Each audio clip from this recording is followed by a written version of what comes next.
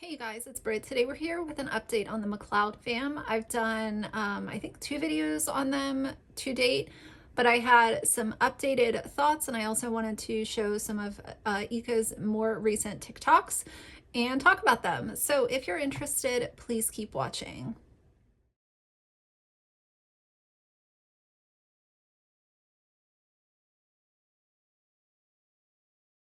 All right, you guys, so if you're not familiar with the McLeod Fam, I will link my other videos in a pinned comment or in my description box so you can check those out and kind of be brought up to date on why I'm even talking about them, why is this even a point of discussion. But they have 2.5 million followers on TikTok. They also have a YouTube channel and a presence on Instagram as well. And Ika has 3 adopted children, and one of them has cerebral palsy. One has, I think the other 2 have autism. What I hear a lot of times from fans of theirs that take issue with my videos is that she's doing a great job because she's taking care of children with disabilities. And when people say something like that, Erica, there's a fellow YouTuber, her name is Erica. She actually has cerebral palsy and she shared her opinions on the McLeod Fam. And one of the really profound things that she said that really resonated with me is that when you say someone is doing a better job at being parenting because they have disabled children, it makes the children sound like they are a burden and like it's like a increased level of bothersome or something along the lines. And that really resonated with me. I understand that disabled children have a kind of a different set of needs than a non-disabled child, but at the same time, all of these kids deserve privacy. At the end of the day, that has always been my message. There is no reason why these very young children should have their stories and their traumas and their medical issues and their day-to-day lives put on the internet for strangers to absorb. As I've said in other videos, I understand why as a parent, or even if you're not a parent, if you have a life event that you're going through, whether it's temporary or permanent, I understand the power of connecting with other people who have either experienced the same life event or are currently experiencing it. I know that there is power in having conversations with people that are experiencing the same thing that you're experiencing. However, I will always stand on the side that the amount of information that is shared about these kids is not necessary. And the fact that the kids are so heavily featured in the videos is not necessary in order to build a community around you of people that are experiencing the same thing. I hope that that makes sense. Let's just take her children that have autism, for an example. There's no reason why she can't share maybe some day-to-day struggles or something along those lines without filming tantrums, meltdowns, sharing what their doctor's name is, which she has done, sharing what medications the kids are on, and sharing just this great detail of what their struggles are day to day. A lot of the most powerful conversations don't have to be so detailed. It's just finding someone who has a child with autism or someone who's going through a divorce. Like, yeah, you can share some details to better understand that person's point of view, but there's no reason why specifically these kids should be so heavily featured and exploited for her own attention, fame, clicks, views, and clout. My personal opinion on Ika is that she will not, she's not going to get better as time goes on. I think that she will get worse because people on TikTok are giving her the admiration and following that she is seeking.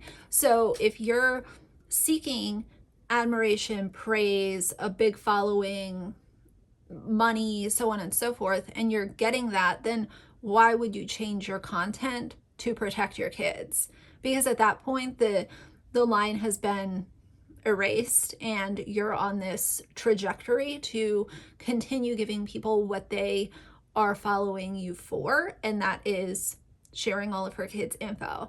Now, I'm not going to come on my channel and say that she is a bad mom, because I don't think that that's fair. I think that her kids are taken care of day to day, but I can still raise concerns over their public content and the things that we see. And even if it is a small part of their day, over a long period of time, you can kind of see what she's after and what she thrives on, and that is praise and admiration from people on the internet.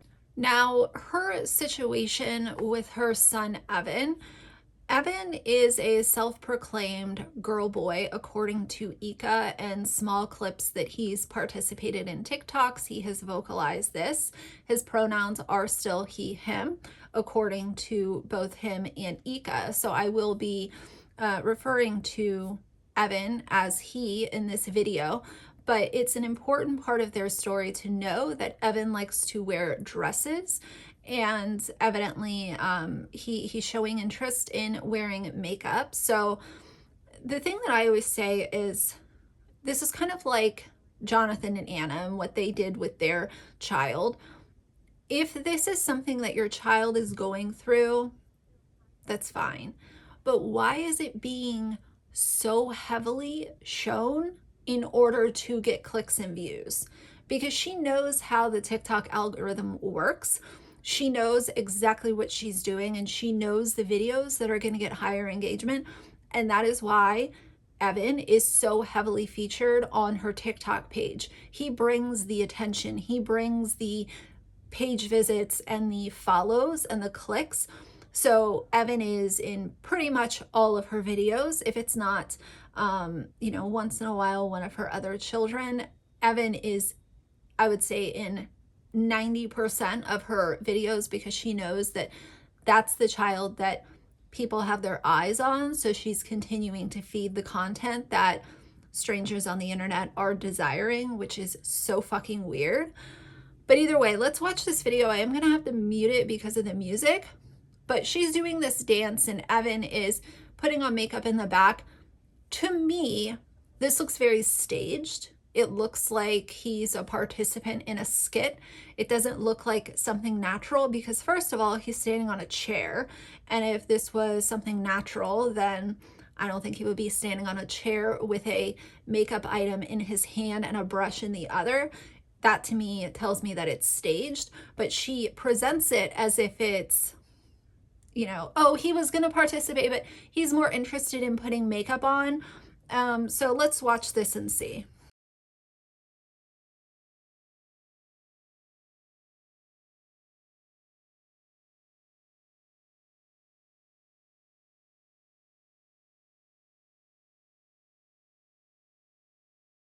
So it says he was too busy doing his makeup to be bothered.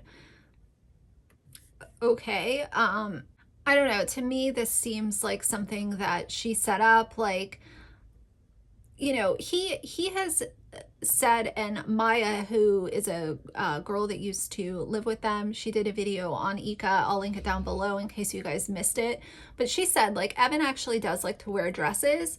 But I think that Ika has also realized that she needs to keep people interested. So it's almost like this changing dynamic with Evan. And we'll see on another video that she posted that this is progressing. So it's almost like she thinks that people are going to get bored with, oh, he only wears dresses. So how can we add to the storyline? How can we add to who he is allegedly becoming? How do we keep people interested and following, forcing them to kind of follow along with the story and not check out? But this comment that she posted, he must be a failed A. Me reading comments aimed at my 6-year-old son simply because he wears dresses, and being more irritated by the fact that they didn't use proper grammar. So she's obviously trying to take something that is sad and make it a little bit more lighthearted by focusing on the grammar. To me, this is just a comment that didn't need to be highlighted, because as I've always said, I always think about in 10 years, what are these kids going to think about their parents' presence online?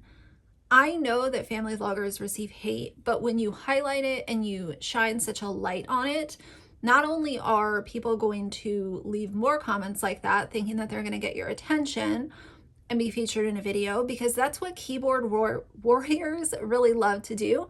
They love to be featured. They want your attention. They want a video response. They want you to respond back and be really irate and mad. So for me, I think that these comments should just be ignored, because not only is it just useless, but it also, this is content that will forever be on the internet. How would I feel as an adult finding a clip that one of my parents put on TikTok saying that I should have been a failed abortion, and they took the time to respond to that person? You know what I mean? That kind of tells me that not only is my parent giving extreme negativity a platform, but it's also out there forever. And people know exactly who they were talking about, because as she said, it was aimed at Evan. Now we're gonna listen to this video that she just put up a couple days ago, where she says that Evan had an announcement to make. So let's listen to what she says. Our very unique family journey. You know, we're a very diverse family.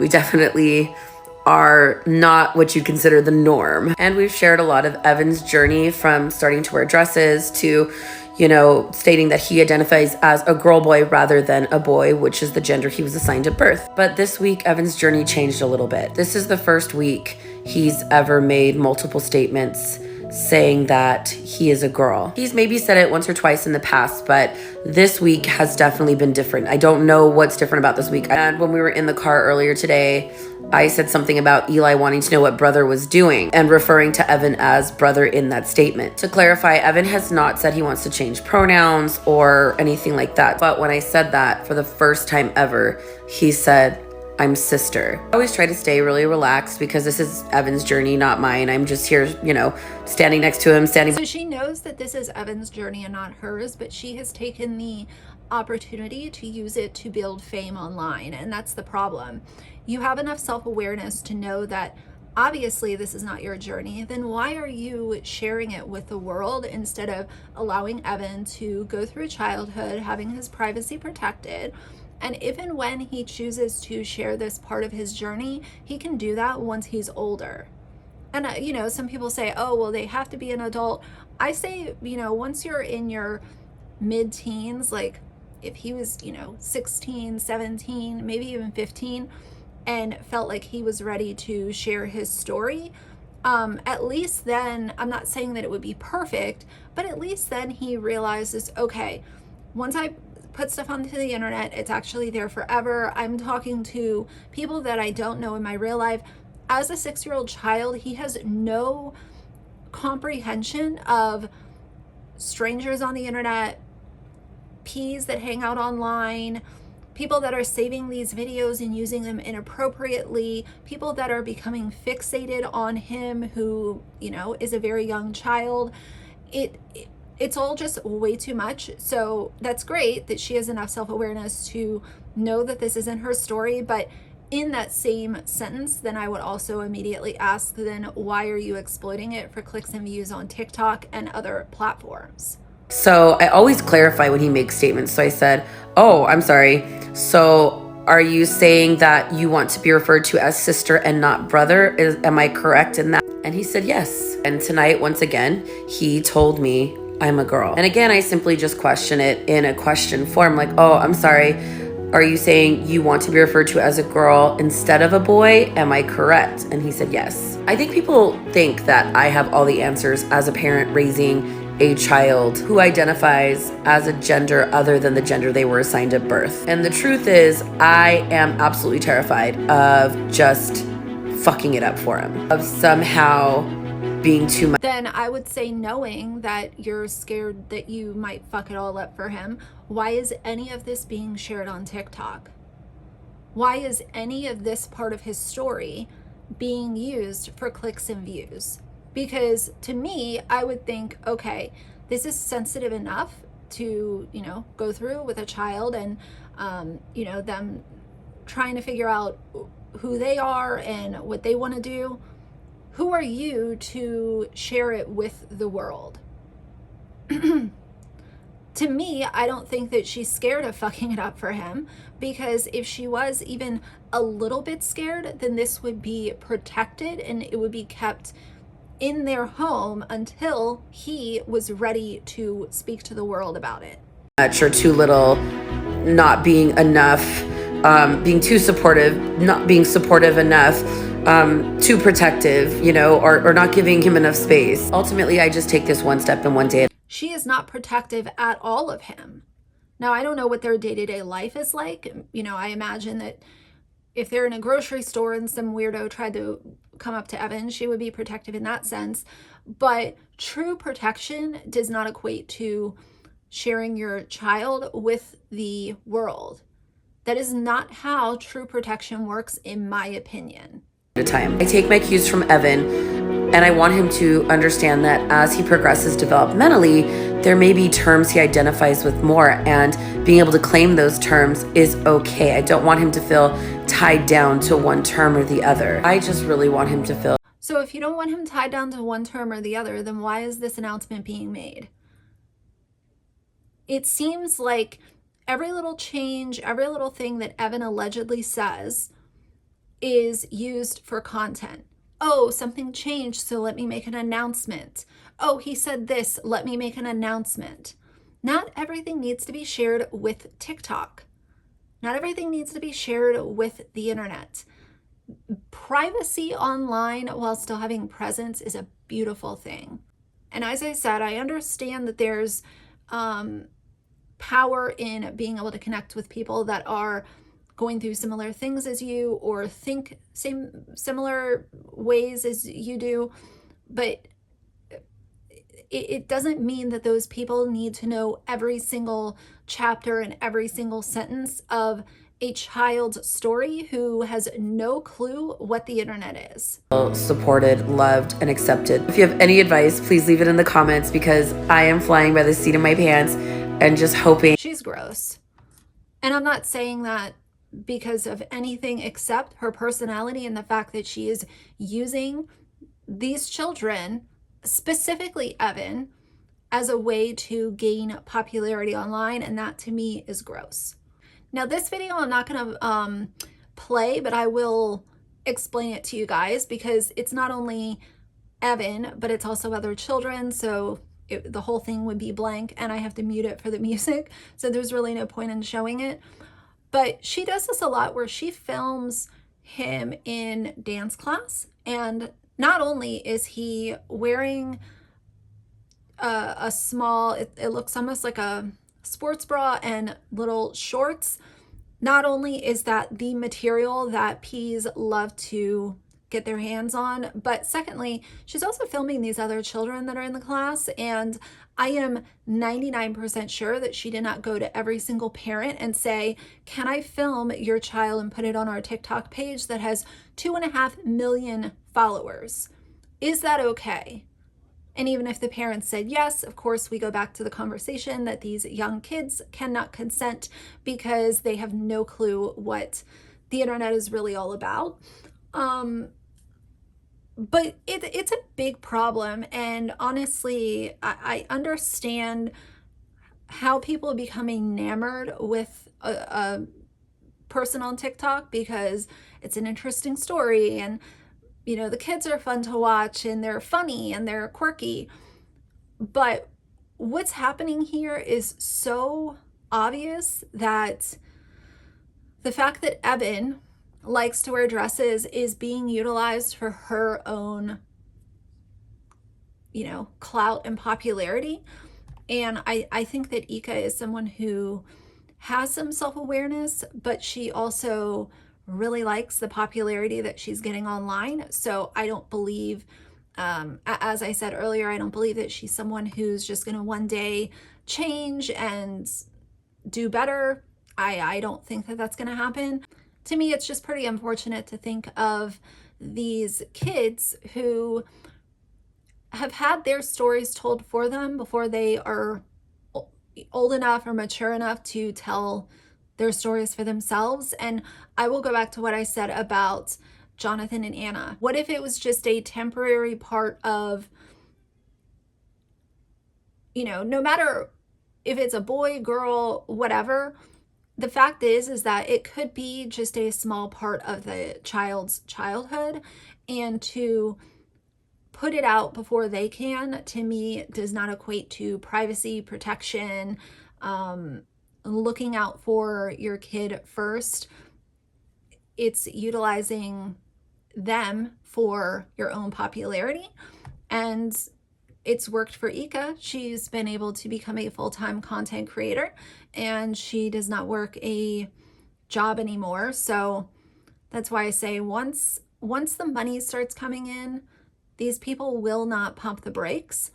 And this is also the same woman who chose to vlog when her child was sent to the emergency room with a seizure, and she also chose to share a photo holding his hand in black and white. And many people thought that the child died because of the photo that she shared, but she's just someone who will use these situations to her own advantage, and therefore I think that it's gross. And I will continue to talk about them periodically because they are just another really problematic family vlogging channel. So either way, for now, if you like the video, please leave a like and a comment. And if you'd like to see more from me in the future, please subscribe. I'll see you guys soon. Bye.